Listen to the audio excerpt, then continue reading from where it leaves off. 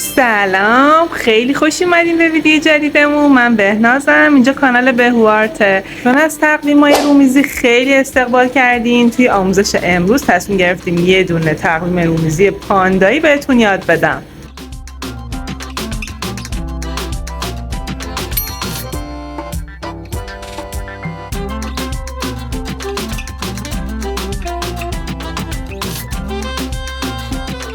ساختن این پاندا هم خیلی آسونه، مثل تقویم قبلی با خمیر مجسمه میتونین بسازین. میتونین به جای خمیر مجسمه از گل سفال یا خاک رس هم استفاده کنین.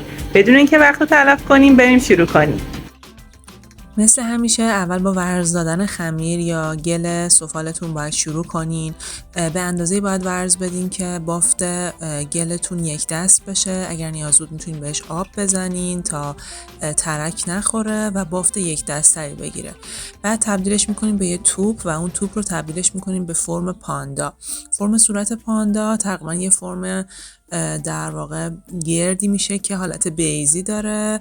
میتونید فرم متفاوتی شما براش در نظر بگیرین، ولی خب من با فرم دستم در واقع سعی میکنم یه پاندای توپولی براش کار کنم و بعد از اینکه این کار انجام دادین باید جزئیات رو بهش اضافه کنین.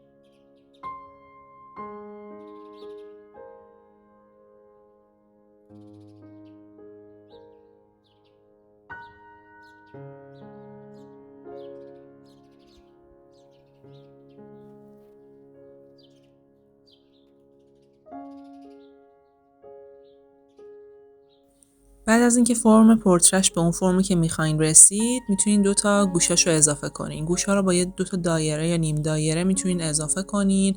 برای اینکه وصل کنین بهش باید اول 2 تا سطح رو خراش بدین، یک مقداری آب بزنین یا میتونین چسب گل استفاده کنین و بعد یه فتیله خیلی باریکتر با دستتون میسازین، دور تا دورش قرار میدین و بعد اون فتیله رو باید فیدش کنین.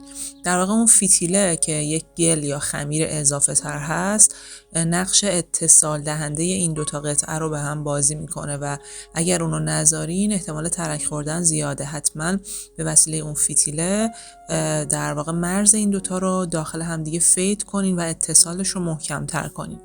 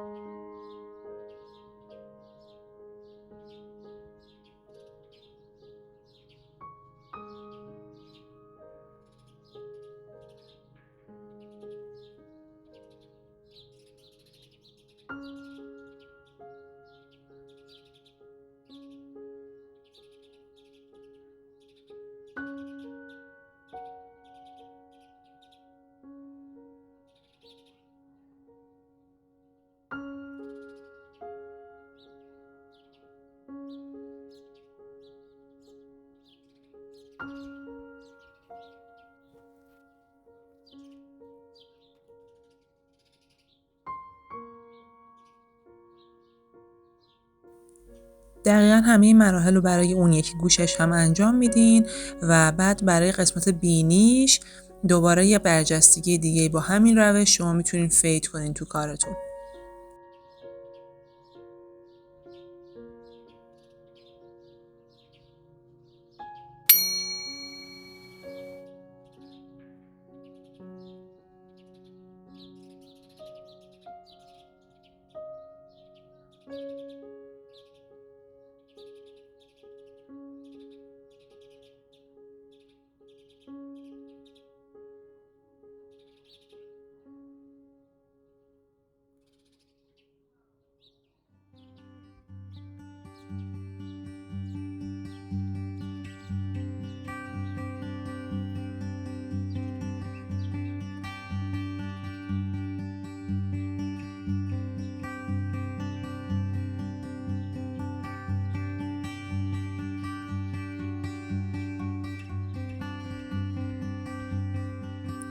من تصمیم گرفتم برای پاندا روی سرش 2 تا در واقع جوونه کار کنم، 2 تا برگ کار کنم.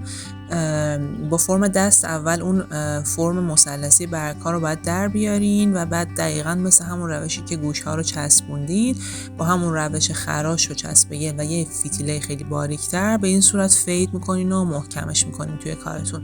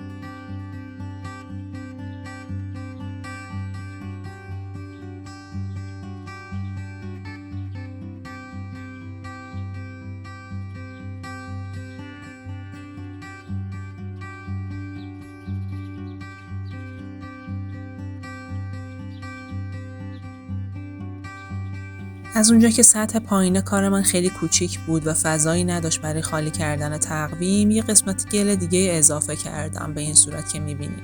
شما از اول که می‌سازین سعی کنین بزرگتر بگیرین که این فضایی رو برای خالی کردن جای تقویم باقی بذارین.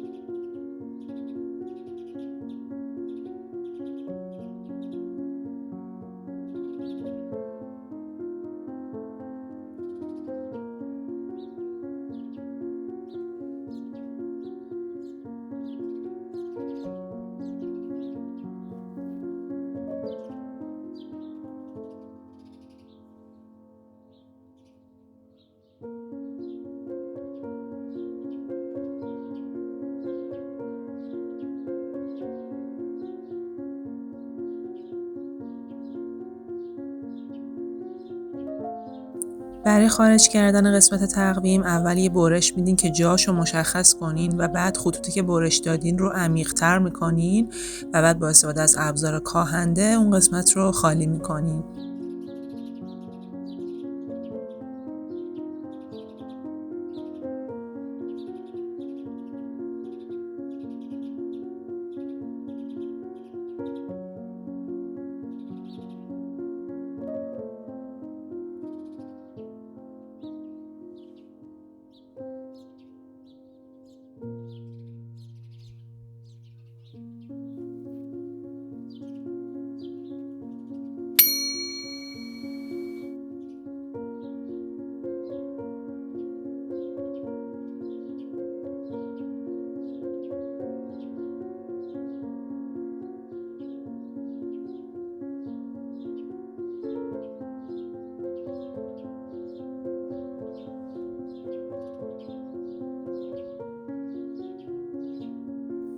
برای قسمت تقویم و عددهایی که میخوایم باشه اول یه کویل بزرگ باید بسازیم و بعد با استفاده از کاردک یا در واقع ضربه زدن بهش میتونین مکعب مستطیل مانندش رو ایجاد کنین، یعنی سطوح مکعبیش رو میتونین ایجاد کنین.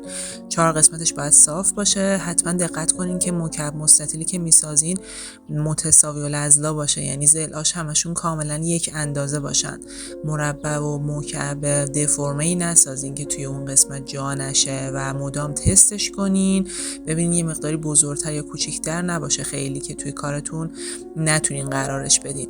ما نیاز داریم به 2 تا مکعب مربع که عددها روش نوشته میشه و 3 تا مکعب مستطیل که در واقع 12 ماه سال روی هر کدوم نوشته میشه.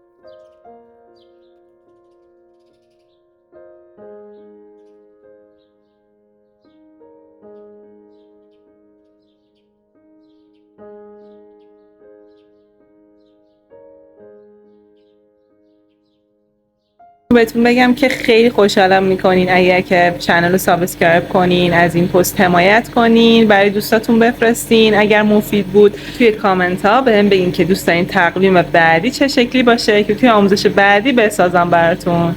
حالا بریم رنگش کنیم، بدنش رو اسپری کنیم و ببینیم چه شکلی میشه.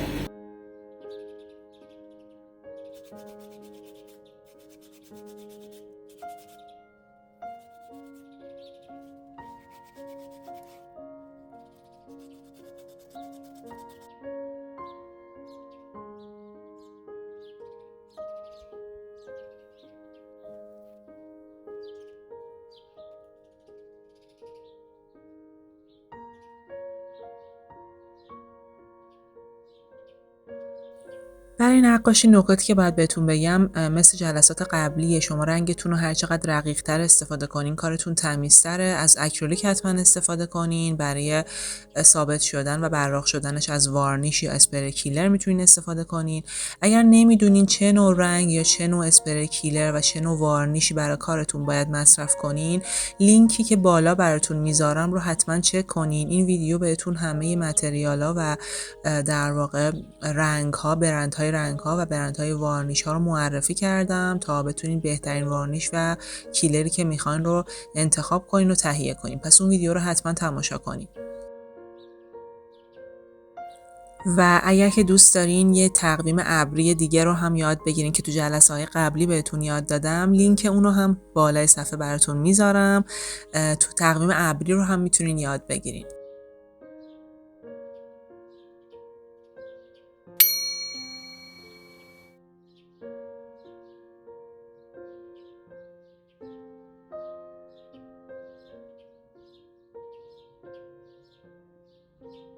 من مکعب‌ها رو هر کدومو یه رنگی زدم که متنوع باشه و برای خود پاندا هم که سفید و مشکی استفاده میشه، برگ رو هم که سبز میکنین. دقت کنین فقط عددهایی که رو مکعب مستطیل نوشته میشه عددهای خاصی هستن که اونا رو لیستشو براتون میذارم. ماها که مشخصه روی هر کدوم از مکعب مستطیل نوشته میشه. حالا اگر سوال دیگه ای هم داشتین توی کامنت ها حتما ازم بپرسین.